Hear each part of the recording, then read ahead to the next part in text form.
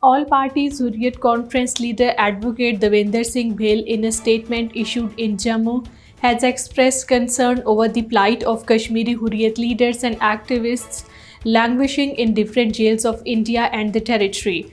Devinder Singh Bhel said due to the non-availability of medical facilities, many illegally detained Hurriyat leaders, including Muhammad Ashraf Sehrai and Altaf Ahmad Shah, passed away during detention.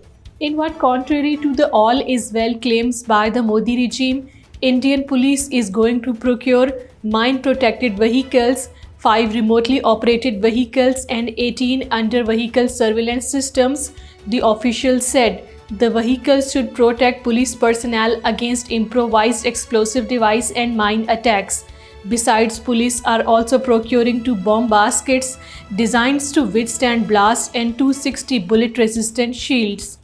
Dr. Ghulam Nabi Fire Chairman, World Forum for Peace and Justice, in a statement in Washington, has expressed deep condolences to the people of Turkey and the families of the victims of the bomb blast at Istiklal Avenue, Istanbul.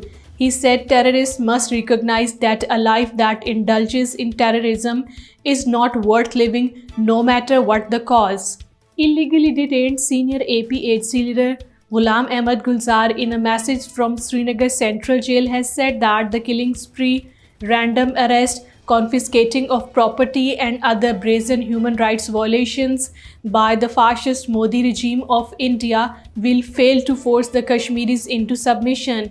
Gulzar said contribution of the detainees will be written with the golden words in the Kashmir history. A Bharatiya Janata Party leader has threatened to shoot his Congress rival in Karnataka state of India. Karnataka police arrested BJP leader Manikant Rathore on the charge of issuing threats to Congress MLA Priyank Kharge. He was released on station bail with a warning. An FIR has been registered against Rathore for issuing the threat to Congress MLA.